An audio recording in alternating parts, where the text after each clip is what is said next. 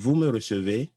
J'espère que vous me recevez depuis que j'ai réglé le son au niveau de mon microphone. Je crois que nous allons nous tourner vers vous pour que vous puissiez nous dire quels sont les qu'est-ce qu'on peut retenir en matière d'investissement au Bénin et en matière d'opportunités à saisir, notamment au niveau de la diplomatie économique.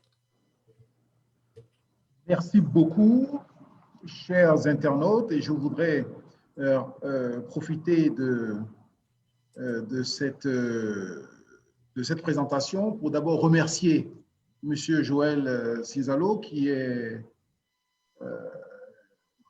n'a pas, je dirais, relâché ses efforts pour faire en sorte que cette réunion ait lieu et surtout pour assurer ma participation à cette conférence. On dit souvent qu'il y a quelque chose dans la persévérance qui conduit à un moment donné à contraindre le destin. Donc, Monsieur Joël Saint-Zalo, vous êtes vraiment très persévérant et merci beaucoup de nous avoir conviés à cette conférence. Je voulais d'abord remercier les organisateurs et également, je vais aller très vite, Monsieur Alastair Alissato, qui est mon collègue. Je voudrais vraiment le remercier pour cette brillante présentation qui permet en fait d'introduire mes propos. Il a présenté en fait le dispositif global, le cadre macroéconomique dans lequel nous évoluons aujourd'hui au Bénin et la promotion des investissements et des exportations est un élément qui permet justement d'obtenir les résultats dont a parlé le directeur de cabinet du ministre du Plan et du Développement de notre pays. Il a fait une brillant exposé et je voudrais vraiment le remercier pour cela. Et sans plus tarder, je vais essayer d'aller vite, vous donner en fait des éléments clés pour comprendre ce qui est en train de se passer aujourd'hui dans notre pays et surtout pour que vous ayez une idée de ce que nous sommes en train de la logique que nous poursuivons dans notre pays afin que les investisseurs puissent trouver dans notre pays un terrain propice au développement de leur business, de leurs affaires. Je sais que beaucoup de nos compatriotes nourrissent souvent l'espoir de revenir investir dans leur pays, de venir dans leur pays pour, je dirais, mettre à la disposition de leur pays l'expérience, les formations et les expériences qu'ils ont durement acquis dans leur pays d'adoption. Et je voudrais leur dire que c'est le moment, je dirais, de donner corps à leurs rêves. Parce que le Bénin est en train de se transformer de manière profonde et nous pensons irréversible parce que les transformations sont dans tous les domaines. Je vais moi me limiter à mon domaine, le domaine que je maîtrise le mieux, ce qui est le domaine des investissements. Alors, je dirais investir au Bénin, je dirais des opportunités à saisir et comment on utilise le levier de la diplomatie économique pour permettre, je dirais, de booster l'investissement dans notre pays. Parce que c'est vraiment le sujet. C'est-à-dire que nous sommes un pays pauvre et étant un pays pauvre, nous devons définir des priorités. Nous n'avons pas les moyens aujourd'hui d'avoir une représentation diplomatique dans le monde à l'instar en fait des grands pays. Nous sommes petits, nous sommes pauvres, nous devons être agiles, souples et avoir une diplomatie qui est limitée à nos priorités. Donc, je vais présenter dans un premier temps le cadre général avec 4 points.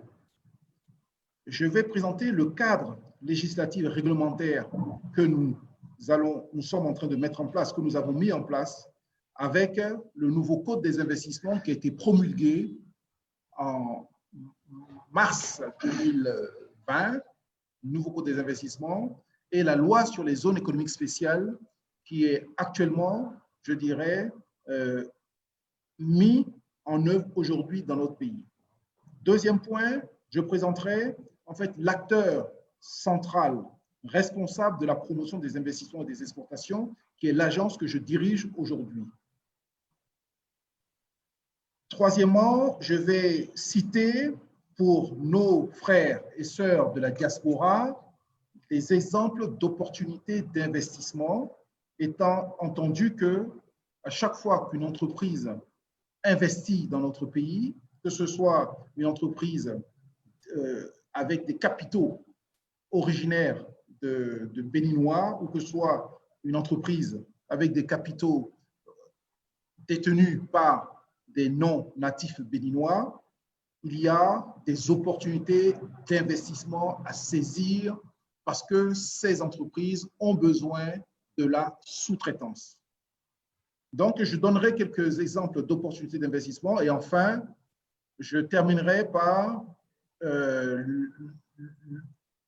la politique que le chef de l'État et le ministre des Affaires étrangères sont en train de mettre en place au niveau en fait de la diplomatie.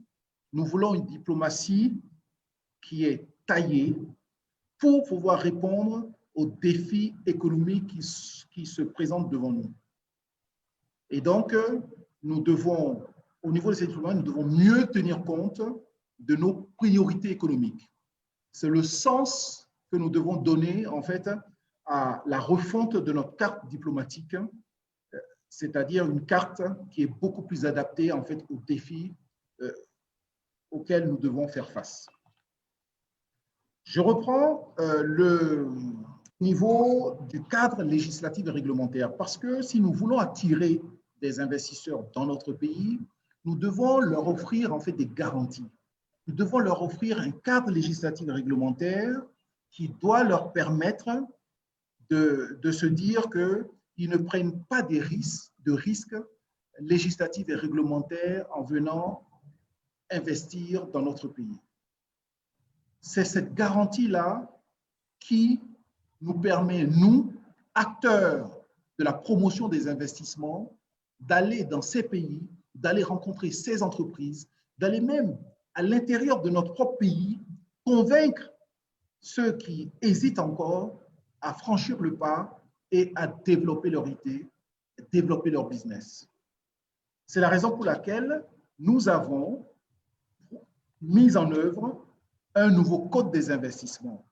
Pour faire ce nouveau code des investissements, nous avons été dans beaucoup de pays, au Kenya, au Rwanda, au Sénégal, en Côte d'Ivoire, pour nous inspirer de ce que les autres ont fait. Nous avons même été au Maroc également. Et nous avons pris l'ensemble de ces éléments que nous avons recueillis au cours de nos différents voyages, missions, pour essayer d'élaborer un code des investissements qui soit beaucoup plus attractif pour les investisseurs. Et donc, globalement, le code des investissements que nous avons aujourd'hui permet en fait d'élargir le champ d'application en ce qui concerne les activités qui sont éligibles. Précédemment, je prends l'exemple de l'hôtellerie. L'hôtellerie ne pouvait pas bénéficier d'un accompagnement de l'État parce que, sans doute, on n'a pas considéré que c'était une priorité. Dans le cadre du programme d'action du gouvernement, nous avons estimé que l'un des 3-4 piliers sur lesquels nous devons faire reposer notre développement économique serait le tourisme. Bien évidemment, aujourd'hui, avec la crise de la Covid, il est plus difficile, je dirais, de s'inscrire dans ce schéma, mais nous nous inscrivons sur un schéma de long terme. Et bien évidemment, les circonstances actuelles ne nous feront pas dévier de notre approche. Par contre, vont nous permettre de réfléchir pour consolider en fait le modèle de développement du tourisme dans notre pays. Donc, nous avons élargi le champ d'application du Code des investissements pour faire bénéficier au secteur stratégique prioritaire de l'accompagnement de l'État. Nous avons également posé dans le Code des investissements que les investisseurs, ceux qui vont investir dans notre pays, auront un accès illimité aux devises. C'est-à-dire que nous allons limiter le contrôle d'échange et nous allons leur permettre de pouvoir faire rentrer des devises et faire sortir des devises.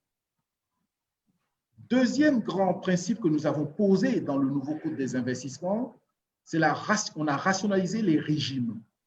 Au départ, il y avait 5 régimes dans le Code précédent. Aujourd'hui, il n'y en a plus que 4.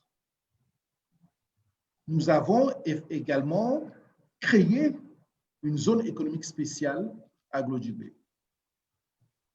Enfin, nous avons supprimé la limitation de la période d'installation qui était auparavant de 30 mois. C'est-à-dire que chaque entreprise, chaque investisseur qui bénéficiait d'un accompagnement de l'État pour installer son unité de production, son unité de transformation dans le pays, nous exigeons de cet investisseur qu'au bout de 30 mois, il doit passer de la phase d'installation à la phase, je dirais, d'exploitation.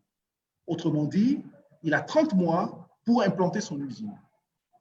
Nous avons jugé, dans le cadre du nouveau Code des investissements, que c'était contraignant et qu'il fallait laisser la liberté aux investisseurs de pouvoir, s'ils souhaitent installer leur usine en 40 mois, en 50 mois, il n'y a pas de difficulté. S'ils souhaitent le faire en 15 mois, 20 mois, aucune difficulté. Nous avons assoupli cette règle parce que nous avons constaté, et dans d'autres pays, également chez nous, que certains investisseurs déposent leur dossier pour être accompagnés par l'État. Ils n'ont pas encore complètement bouclé le financement de leur opération et ils éprouvent des difficultés à rester dans le délai imposé de période d'installation de leur usine dans les 30 mois. Et donc, nous avons jugé qu'il était intéressant et qu'il était pertinent de leur laisser cette liberté. Et c'est ce qui a été fait dans le nouveau Code des investissements. Nous avons également allongé la durée maximale d'exonération qui était au maximum de 15 mois, et de 15 ans, nous l'avons passé à 17 ans. Alors, si je rentre dans le détail du Code des investissements, nous avons aujourd'hui 3 régimes. Un régime A, un régime B et un régime C. En plus de ces régimes, nous avons un régime dit un régime des investissements spécifiques. Et enfin, nous avons un régime qui est un régime d'incitation sectorielle. Concernant le régime A, c'est très simple. Régime A, régime B, régime C, c'est très simple. Il faut juste retenir que le régime A, c'est 50 millions de francs CFA à 1 milliard. Un investisseur qui souhaite investir dans notre pays, s'il se retrouve entre 50 millions de francs CFA et 1 milliard, il peut bénéficier du régime A. Et dans ce régime A, il est exonéré totalement des droits et taxes à l'entrée pour les équipements qu'il amène dans notre pays pour pouvoir exploiter. Tous les équipements qui arrivent à la douane sont libres de tout droit de douane et de taxes à l'entrée. Deuxièmement, la période d'exploitation est de 5 ans sur toute l'étendue du territoire. C'est-à-dire qu'une fois qu'il a installé son unité de production, il est exonéré d'impôts sur les sociétés pendant 5 ans. Il est également exonéré de patentes et de licences et il a une réduction de 50% du montant de la contribution patronale sur les salaires. Ça, c'est le régime A. Régime B, une entreprise qui investit au Bénin dans un montant compris entre 1 milliard et 50 milliards, il a une exonération totale également de droits, total des droits et taxes à l'entrée sur tous les équipements. Par contre, il bénéficie en fait, d'une durée plus longue d'exonération d'impôts sur les sociétés. C'est-à-dire que lorsqu'il est dans une zone A, c'est-à-dire la zone du littoral, il a 8 ans d'exonération d'impôts sur les sociétés. En zone B, il a 10 ans d'exonération et en zone 3, il a 12 ans d'exonération. Bien évidemment, il ne paye pas de patente ni de licence et il bénéficie d'une réduction de 80% du montant de la contribution patronale sur les salaires.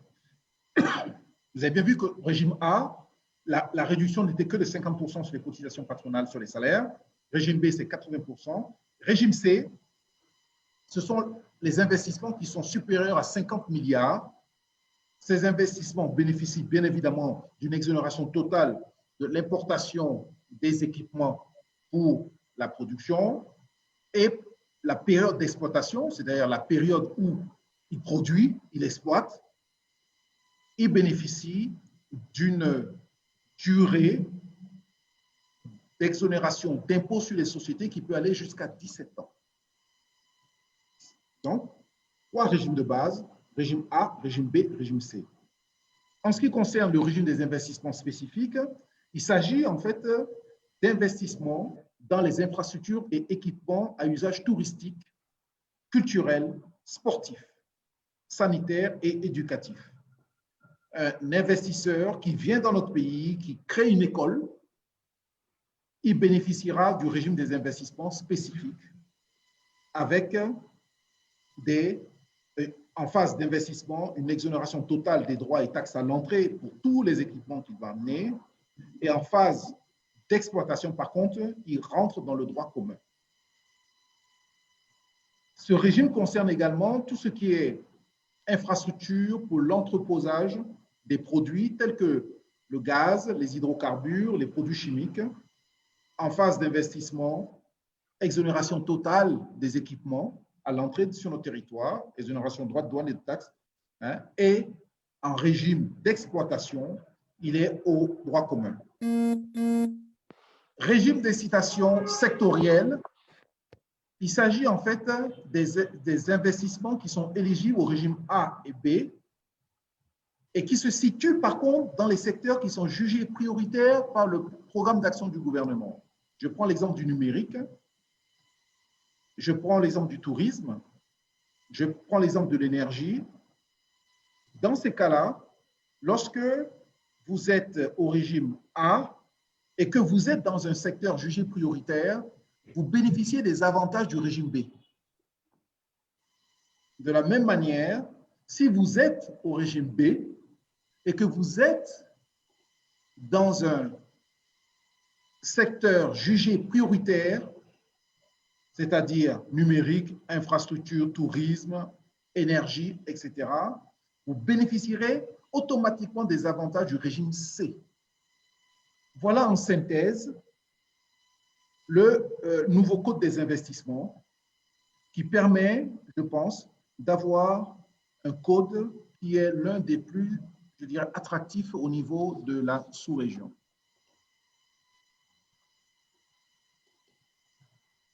Je vais passer au deuxième point, à la zone économique spéciale. Vous savez qu'une loi numéro 07-2017 de juin 2017 a porté sur les zones économiques spéciales. L'APIEX, l'Agence de promotion des investissements, de promotion des investissements et des exportations, est l'autorité administrative de l'ensemble des zones économiques spéciales qui sont créées dans notre pays. Il y en a une zone économique spéciale qui est très, très importante et qui va être l'épine dorsale qui va être de notre stratégie industrielle. C'est la zone économique spéciale de Glodibé. Cette zone économique spéciale est prévue sur 10 000 hectares. Les 10 000 hectares divisés en 3 lots de 3 000 hectares à peu près, 3 300 hectares à peu près. Cette zone économique spéciale se positionne en fait sur le territoire à Sékou, Alada, Tori. Et aujourd'hui, nous avons un succès parce que nous avons signé avec le groupe Olam un contrat qui va conduire le groupe Olam, par l'intermédiaire de sa filiale Rise, à aménager et à exploiter cette zone. En clair, ça veut dire qu'ils vont réaliser les travaux d'aménagement, donc ils vont construire une véritable ville avec des hôtels, des restaurants, un centre administratif, un hôpital, des pompiers, des usines, des entrepôts, et tout ça à 30 km de Cotonou. Quel est le régime douanier de cette zone économique spéciale? Pour vous montrer l'intérêt de la mise en place de ce type, je dirais, d'infrastructure dans notre pays. Il y a dans cette zone une exonération totale des droits de douane. Une entreprise qui s'installe dans cette zone, tous les équipements importés pour pouvoir produire sur place, tous les équipements sont exonérés de droits de douane. Deuxième point, ils vont bénéficier, toutes les entreprises bénéficient également du régime dit de promotion des échanges intracommunautaires. Donc, exonération de droits de douane, de droits d'entrée sur les machines, matériels, outillages et pièces détachées en lien avec le programme de production, une procédure simplifiée de transfert des marchandises importées vers la zone économique spéciale, et à l'intérieur de la zone, les produits fabriqués bénéficient d'un certificat d'origine communautaire qui permet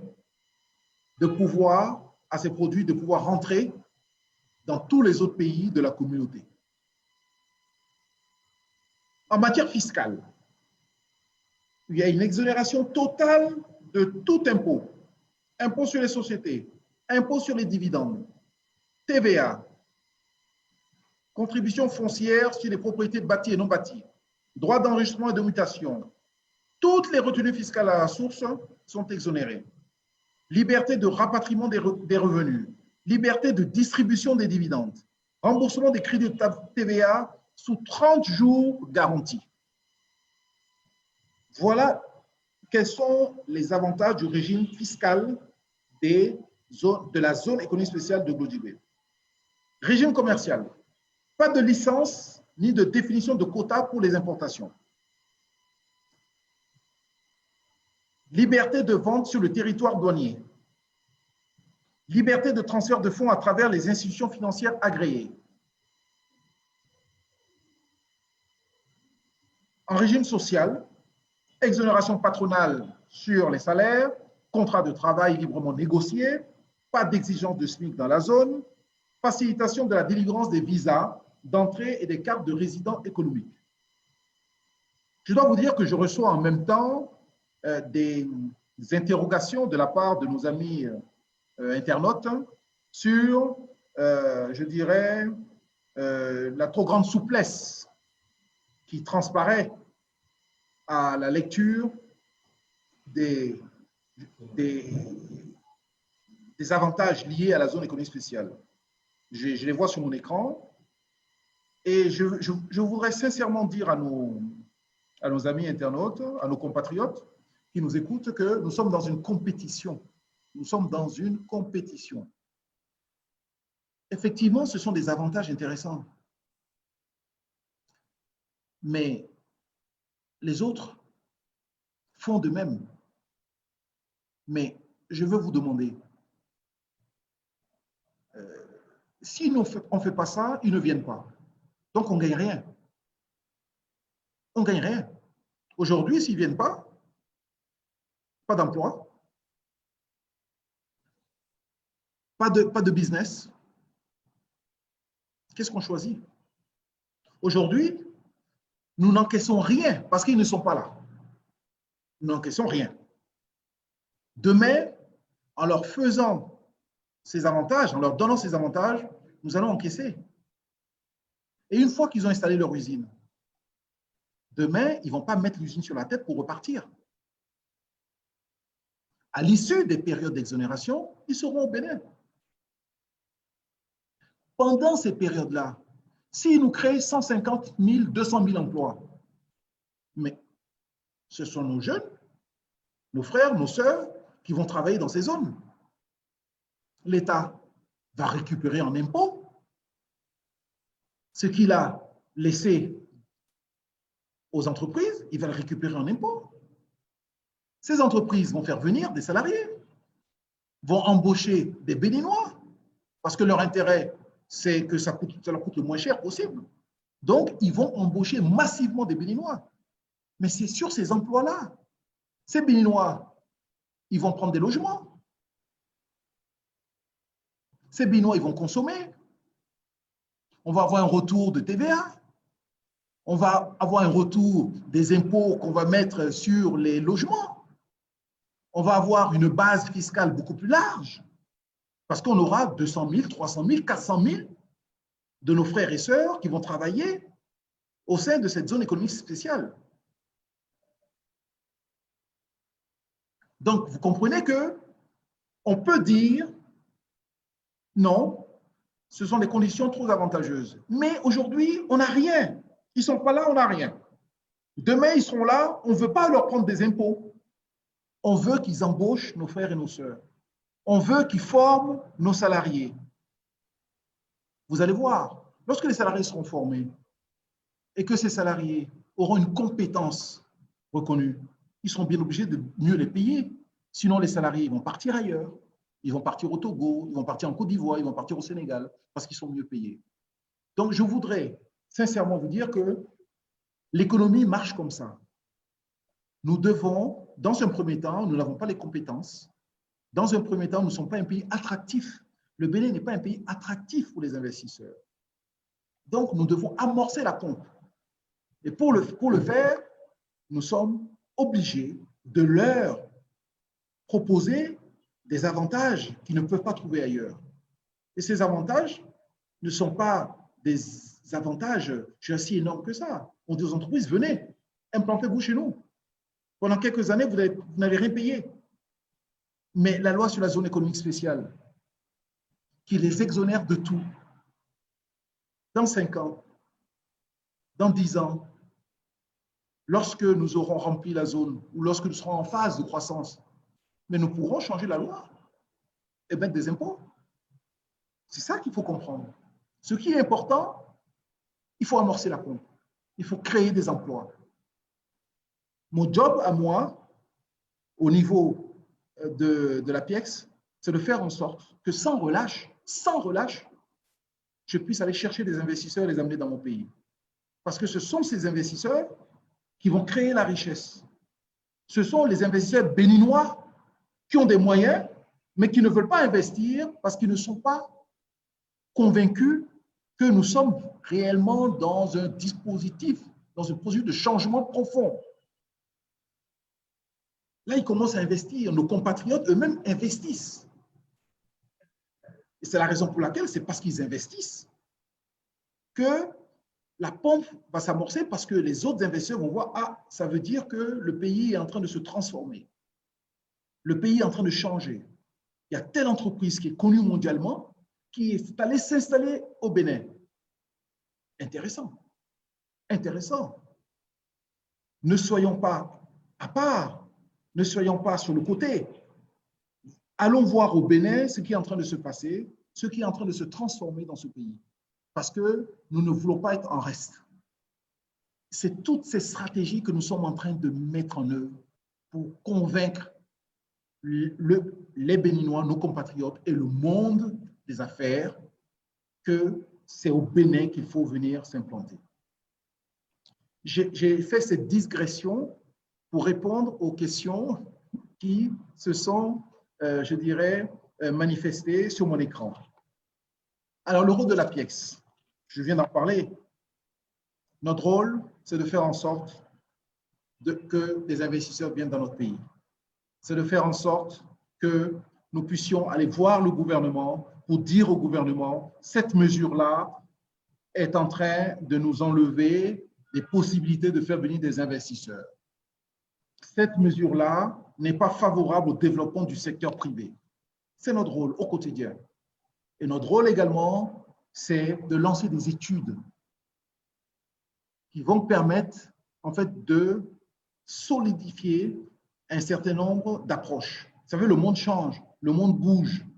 Aujourd'hui, par exemple, je vous donne juste cet exemple, hein, aujourd'hui, il y a une mode dans les pays occidentaux, la mode du vegan, produit vegan. Et cette mode du produit vegan conduit à ce que dans ces pays-là, on consomme de moins en moins, en fait, je dirais, du lait de vache, du lait animal. Le Bénin a une carte à jouer extraordinaire dans ce domaine parce que nous allons lancer un vaste plan qui va permettre de développer la production de noix de coco sur notre territoire. Mais ça ne nous est pas arrivé comme ça. On a regardé, on a discuté avec un certain nombre d'entreprises qui sont venues nous démarcher à la pièce pour nous dire « Nous voulons du lait de coco. » Pourquoi faire? Et parce que nous en avons besoin, parce que ça se transforme très bien et ça remplace avantageusement en fait du lait animal. Nous avons été amenés à discuter avec le gouvernement l'année dernière et on a lancé un plan pour planter 1 million de cocotiers de la variété Grand Ouest africain, qui est la variété d'origine de notre côte. Alors que tout a été découpé, aujourd'hui on n'en a plus et remplacé par des hybrides. Mais le marché demande des Grands Ouest africains. Donc, nous allons planter des Grands Ouest africains. Le programme est lancé. Si vous avez la chance de venir au Bénin, vous verrez en fait sur la route des pêches que nous sommes en train de lancer un grand plan de plantation de 1 million de Grands Ouest africains sur l'ensemble de la côte pour répondre non seulement aux problèmes, je dirais, de l'érosion côtière, mais également pour répondre à la demande du marché qui est vegan et sont des produits, je dirais, à fort potentiel, je dirais, de devise.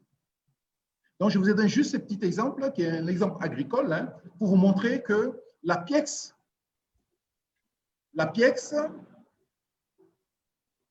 au-delà en fait, des aspects techniques de création d'entreprise, au-delà des aspects techniques d'accompagnement pour obtenir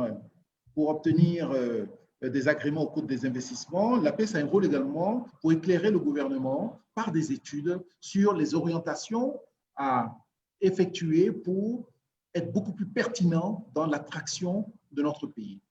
J'ai vu là rapidement une intervention d'un des compatriotes qui me dit que les investisseurs étrangers sont les plus grands dangers pour les pays africains, pour notre pays. Permettez-moi de ne pas souscrire en fait à cette affirmation parce que vous avez besoin des investisseurs étrangers. Je prends un exemple. Nous avons chez nous un investisseur étranger, Blue Sky, qui a mis 12 millions de dollars à Alada pour construire une usine de transformation de fruits. Si vous allez aujourd'hui à Monoprix, en France, si vous allez à Delimonop, si vous allez à Auchan, si vous allez à Carrefour, pour ceux qui connaissent en fait l'environnement français, du commerce, dans les hypermarchés, vous trouverez ananas du Bénin. Vous trouverez jus d'ananas du Bénin en rayon. Oui, un investisseur béninois aurait pu faire ça, mais est-ce qu'il connaît le marché? Vous savez, quand on investit, quand vous mettez de l'argent quelque part, il faut connaître le marché. Est-ce qu'il connaît le marché? Il ne connaît pas le marché. Nous, on prend tout le monde, qu'il soit béninois ou étranger, nous, ça ne pose aucune difficulté. Mais nous avons besoin que des devises quittent ailleurs et rentrent dans notre pays. Nous ne favorisons pas les investissements des étrangers. Il n'y a aucune discrimination dans le code des investissements. On ne favorise rien du tout.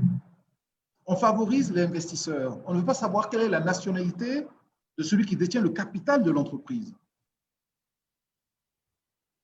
Parce qu'on a souvent tendance à dire qu'il faut mettre une discrimination entre quelqu'un qui est de nationalité béninoise et quelqu'un qui est de nationalité étrangère. Si vous faites ça, vous n'avez plus personne. Vous n'avez personne. Donc, dans le nouveau code des investissements, il n'y a aucune discrimination.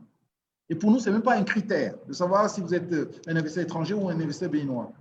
Vous bénéficiez tous des mêmes avantages que le gouvernement vous donne. Par contre, bien évidemment, dans le code foncier rural, on a une discrimination pour éviter que des grands groupes viennent racheter en fait les terres. Donc, lorsque vous êtes étranger, vous n'avez pas la possibilité d'acquérir des terres rurales. C'est la seule discrimination que nous avons mise en place au niveau de notre pays pour préserver quand même le foncier de notre pays et ne pas le laisser à l'appétit des investisseurs seulement intéressés par la terre. Donc, je faisais également cette digression pour répondre également aux questions qui s'accumulent. Troisièmement, quelques exemples, je vais vous donner quelques exemples d'opportunités d'investissement dans notre pays. Pour ceux de nos compatriotes qui ont des envies en fait d'investir dans notre pays, la zone économique spéciale de Glodjibé est une zone très, très intéressante. Il y a 15 jours, 3 semaines, j'ai visité une entreprise qui était une entreprise créée par un Béninois, un Allemand d'origine béninoise, donc un de nos compatriotes qui est ingénieur en Allemagne et qui a implanté à côté de Glodjibé, qui a implanté sur 3 hectares une usine de production de tuyaux pour l'assainissement, de gros tuyaux pour l'assainissement. Il est de la diaspora, on ne s'est pas soucié de savoir s'il était de la diaspora, s'il était béninois, s'il n'était pas béninois. Il a bénéficié de l'accompagnement de l'État. Il fait son investissement pendant 7 ans, il ne paye pas d'impôt sur les bénéfices.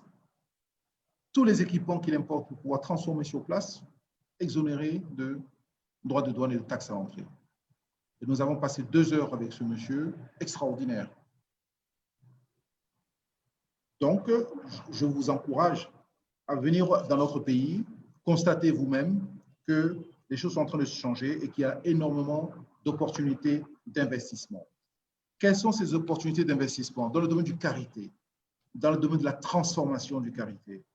Nous devons passer d'une approche où nous produisons et nous exportons à une approche où nous produisons, nous transformons sur place et nous créons toute la valeur ajoutée dans notre pays.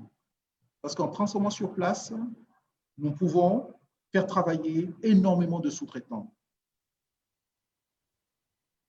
Énormément de sous-traitants. Vous voyez, ceux qui produisent en fait les boîtes, ceux qui produisent, je dirais, les étiquettes, ceux qui font le design.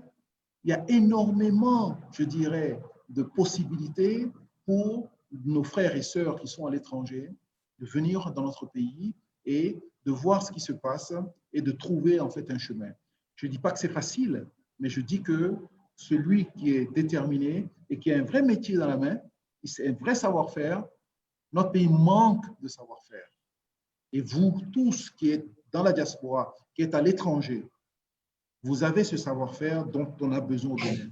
Est-ce que vous savez que dans le cadre en fait, de l'asphaltage, les sociétés qui travaillent au Bénin, qui ont eu des marchés, même des sociétés béninoises, qui ont des marchés au niveau de l'asphaltage des routes, elles sont obligées d'aller chercher, soit en Côte d'Ivoire, soit au Sénégal, en fait, des cadres techniques pour pouvoir exécuter les marchés qu'ils ont pu obtenir au Bénin. Donc, nous avons un vrai problème de savoir-faire, un vrai problème de formation professionnelle et technique. Et donc, nous avons besoin, nous savons qu'au Canada, par exemple, il y a une forte... les Canadiens sont très, très forts dans la formation professionnelle et technique. Les Suisses également sont très, très forts. Les Allemands également. Et donc, le chef de l'État a envoyé des missions dans chacun de ces pays pour mettre en place en fait notre plan de transformation de l'école avec l'objectif de faire de notre école vraiment un creuset de formation professionnelle et technique et, je l'ai dit la dernière fois, et de moins privilégier des formations comme le marketing, le commercial, la philosophie, la sociologie, la psychologie. Et donc, parce que nous devons former nos jeunes à obtenir un métier. Et c'est la raison pour laquelle nous avons lancé ce plan. Vous savez, les opportunités d'investissement sont liées en fait également à la qualité de la main-d'œuvre. Il y a des entreprises qui viennent dans notre pays et qui ne s'installent pas parce qu'ils ont fait leurs études et ils ne trouvent pas sur place, les compétences qui leur permettront en fait de réussir leur business. Donc, ils préfèrent aller en Côte d'Ivoire, ils préfèrent aller au Sénégal. Donc, dans le domaine du karité, il y a énormément à faire. Aujourd'hui, ce que nous faisons, nous produisons et nous exportons. Nous avons la chance, le bonheur d'accueillir en fait 3-4 entreprises, dont une française qui s'appelle Wakapou, qui s'est installée chez nous et qui va construire une usine de transformation. Et donc, ce sont des succès que nous avons, je dirais, rencontrés parce que nous sommes allés les chercher, nous avons démarché, nous les assistons au quotidien. Et cette entreprise a bénéficié de l'accompagnement de l'État. Donc, l'usine est en cours d'installation à Oubérou. Deuxième point, dans le soja. Vous savez que depuis l'année dernière, nous avons, grâce au ministre de l'Agriculture, grâce à l'APIEX, nous avons obtenu la possibilité d'exporter notre soja en Chine. Et donc, nous avons fait venir les douanes chinoises au Bénin pour qu'ils certifient l'Agence béninoise de sécurité sanitaire des aliments, qui certifie les process de manière à ce que, à chaque fois que l'agence béninoise certifie que ce produit est suivant les normes chinoises, nous avons la possibilité, ces producteurs ont la possibilité en fait d'exporter le soja en Chine. Nous avons aujourd'hui, nous ne sommes pas encore en pleine capacité d'exportation vers la Chine, néanmoins nous avons exporté 40 tonnes l'année dernière et cette année nous sommes sur une tendance qui est encore très très forte. Donc le soja devient une possibilité supplémentaire pour nos paysans je dirais, d'améliorer leurs gains. Alors, je m'excuse, hein, mais il y a M. Idriss Adebola qui dit qu'une entreprise française qui bénéficie de l'appui de l'État. Non, monsieur, toutes les entreprises qui sont créées au Bénin sont des entreprises de droit béninois. Après, le responsable de l'entreprise, le propriétaire de l'entreprise peut être d'une autre nationalité. Ce n'est pas le sujet. Le sujet, c'est qu'il met des milliards dans notre pays et qu'il embauche 200, 300, 400, 500 Béninois. C'est ça le sujet. C'est ça le sujet. Donc, je disais qu'au niveau du soja, nous avons rajouté en fait à nos produits d'exportation cette culture qui nous permet en fait, je dirais, de pouvoir récupérer des devises parce que nous avons mis un pied sur le marché chinois et ce marché est très très prometteur. Donc nous aidons les producteurs, nous aidons les exportateurs, nous les assistons en fait dans tout le processus d'exportation vers la Chine. Pour nous, c'est quelque chose de très important parce que ça complète le revenu en fait de nos producteurs. En ce qui concerne l'anacarde, vous savez que nous avons 3-4 grosses unités sur l'anacarde, mais aujourd'hui, nous transformons à peu près 10 à 15%, nous transformons à peu près 10% en fait de l'anacarde que nous produisons au Bénin. Alors, notre objectif, c'est de faire en sorte de transformer au moins 50%. Et c'est la raison pour laquelle le partenariat avec Olam, le groupe Euraise, prévoit la construction par Euraise, la construction et l'exploitation par Euraise. Eux, ils vont faire venir des entreprises, souvent indiennes, souvent vietnamiennes, souvent malaisiennes. Ils vont les faire venir ici, au Bénin, pour qu'ils implantent en fait 3 unités de transformation qui vont nous permettre de de pouvoir transformer sur place et donc de capter la valeur au lieu d'envoyer la noix brute, au lieu d'envoyer la noix brute au Vietnam. Ça va être transformé au Vietnam et c'est eux qui vont capter en fait toute la valeur, puis ça quitte le Vietnam et ça va dans les pays occidentaux pour être vendu. Alors que nous pouvons la transformer sur place et exporter vers les pays occidentaux qui sont les plus gros consommateurs de noix de cajou. Donc, il y a une opportunité là également, soit en principal, soit en sous-traitance, de pouvoir trouver une opportunité pour des investisseurs de la diaspora, des investisseurs béninois. L'ananas également, nous travaillons également énormément sur l'ananas. Vous savez qu'il y a 15 jours, nous avons pu obtenir un label indication géographique protégée, un IGP, pour l'ananas d'Alada. Ça va nous permettre justement d'accéder à des marchés auxquels nous n'accédons pas aujourd'hui, ce sont des marchés, je dirais, très rémunérateurs. Donc, c'est très, très important pour nous, le fait d'avoir eu ce label indication géographique protégée, parce que ça faisait 3 ans que nous travaillons dessus et nous l'avons finalement obtenu. Pour nous, c'est un boost très important pour tous les producteurs en fait, du plateau d'Alada. Et vous savez également que notre ananas, nous avons 2 variétés, la variété K10 et la variété pain de sucre, qui est la variété la plus importante chez nous. Le fait d'avoir fait venir une entreprise dont le patron est anglais, qui est à sa 10e usine dans le monde, va nous permettre en fait de recruter à peu près 2000 à 3000 collaborateurs béninois dans l'usine. Aujourd'hui, cette usine fonctionne, n'eût été la crise du Covid et la rareté des vols entre Cotonou et l'Europe, nous aurions été déjà à plus de 1500 collaborateurs parce que l'usine est dimensionnée pour transformer à peu près 20 tonnes par jour. Et donc, pour transformer 20 tonnes par jour, il faut à peu près 3 fois plus de matières premières. Donc, un prélèvement sur notre système agricole de 60 tonnes tous les jours. Et donc, pour nous, c'est très, très important parce que ça donne énormément d'emplois dans tout le bassin, dans tout ce bassin. Et donc, c'est très, très important pour nous. Nous devons encourager ce type d'entreprise à venir chez nous. Et moi, je vous encourage à interroger, parce que ce n'est pas théorique. Tout ce que je dis là, ce n'est pas théorique. Il faut vraiment que vous interrogiez les gens d'Alada, qu'est-ce qui a changé. Vous verrez que beaucoup de choses changent. Vous interrogez également nos frères et sœurs du Nord qui sont dans le Nord, dans le bassin cotonnier. Ils vous diront qu'ils sont beaucoup mieux aujourd'hui parce que ils sont beaucoup mieux aujourd'hui, tout simplement parce que le coton marche bien.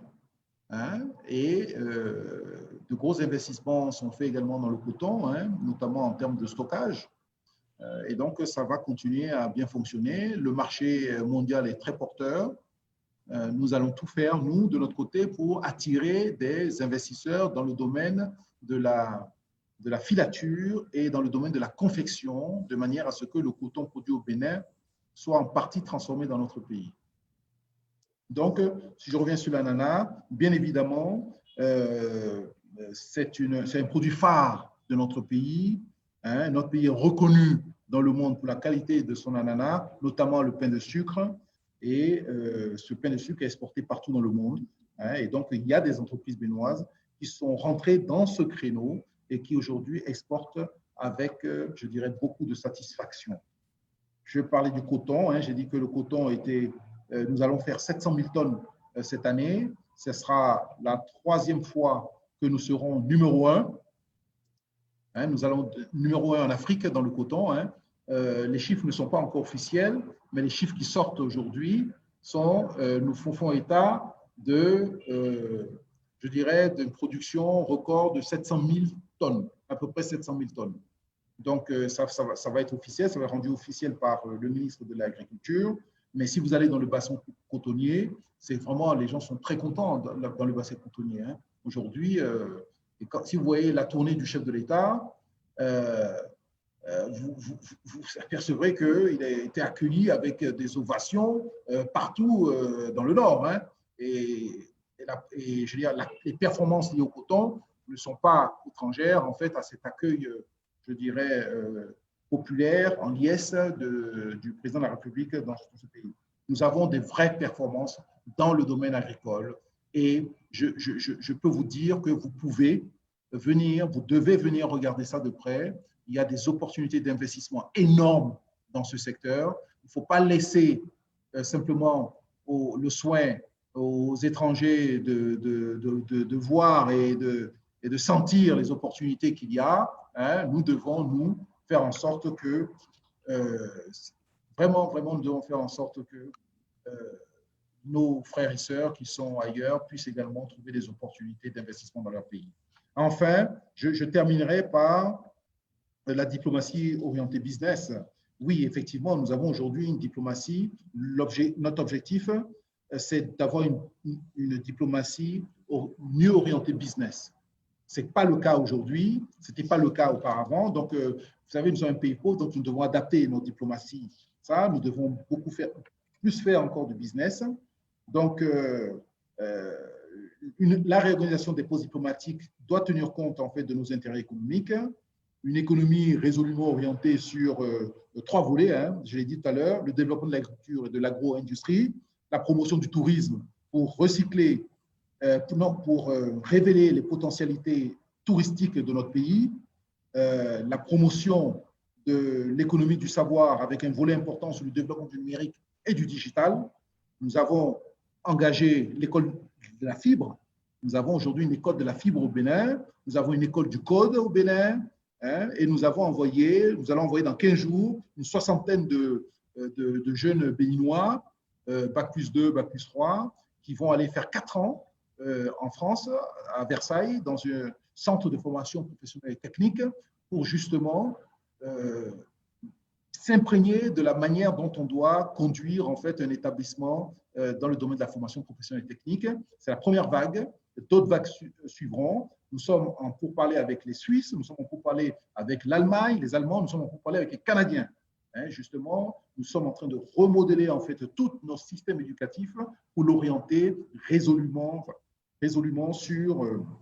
Et c'est ça la diplomatie économique. La diplomatie économique, c'est d'aller voir justement nos partenaires extérieurs en leur disant, nous, en termes de programme d'action du gouvernement, nous avons vraiment besoin qu'on nous aide dans la formation professionnelle et technique de nos jeunes. Et ça, on va beaucoup plus orienter nos diplomates vers je dirais, ce type d'intervention auprès de nos partenaires. Hein, c'est la même chose au niveau du Canada, c'est la même chose au niveau des États-Unis, c'est-à-dire que nous dirons à nos amis, à nos partenaires américains que nous, notre priorité, c'est la formation professionnelle et technique. Voilà. Et donc, nous allons faire cet effort pendant 10-15 ans et donc nous aurons sur notre territoire un certain nombre de compétences. Hein.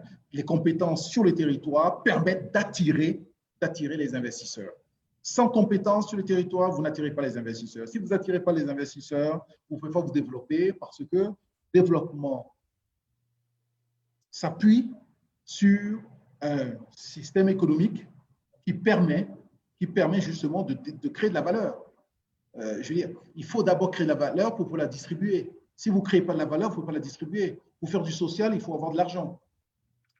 Vous voyez, si vous passez votre temps à distribuer de l'argent, à un moment donné, il y a ceux qui créent la valeur, ils vont se retrouver en difficulté. Nous devons élargir la base de ceux qui sont capables de payer des impôts. Et pour cela, il faut que notre économie soit suffisamment ouverte pour permettre justement à tous ceux qui veulent créer de la valeur de pouvoir créer de la valeur.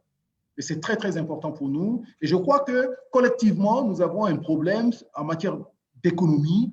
Hein. Nous sommes toujours dans cette approche qui consiste à dire qu'il faut faire du social, mais le social ne vient que parce qu'on a créé de l'argent, on a créé de la valeur. Et donc, étant un pays pauvre, nous devons choisir nos combats. Nous ne pouvons pas tout faire en même temps. hein, et le combat que nous avons choisi, c'est bien le développement de l'agriculture, c'est bien le fait qu'il faut attirer des investisseurs, aussi bien béninois qu'étrangers, c'est bien le fait que nous devons promouvoir notre pays en matière touristique, et c'est bien le fait que nous devons tout faire pour que dans l'économie du savoir, nous soyons bien positionnés et nous devons former nos jeunes au code, à la fibre, dans les réseaux, pour être en capacité de pouvoir répondre aux défis de demain. Vous savez, les choses sont très simples. Dans le domaine en fait, du code, si vous formez des jeunes 6 mois, 8 mois, 9 mois au code, vous les rendez indépendants. Ces jeunes n'ont pas besoin en fait, qu'on leur tienne la main. S'ils sont indépendants, ils vont trouver eux-mêmes leur marché. Donc, nous devons tout faire pour que ces jeunes soient formés. Parce que demain, ce qui est important, c'est l'économie du savoir. Et donc, le gouvernement l'a bien compris et le chef d'État a orienté une des priorités du PAG, c'est de faire en sorte que nous puissions faire. Vous avez bien vu, au niveau de toutes les administrations, aujourd'hui, vous pouvez créer votre entreprise en 3 heures maximum, hein, et à partir du 20 novembre, vous pouvez créer votre entreprise partout dans le monde en 3 heures. Une entreprise au Bénin en 3 heures. Vous pouvez également, aujourd'hui, vous pouvez carte d'identité, permis de construire, vous pouvez tout faire en ligne. Et ça, c'est parce que le gouvernement a tenu à faire de cela en fait une priorité. Je vous remercie, hein, de m'avoir écouté et je reste à votre disposition pour des échanges. Hein. Moi, mes coordonnées, moi je travaille 7 jours sur 7, 24 heures sur 24. Mes coordonnées sont disponibles, hein, et je suis prêt à répondre à toutes vos questions. Je vous remercie. Merci.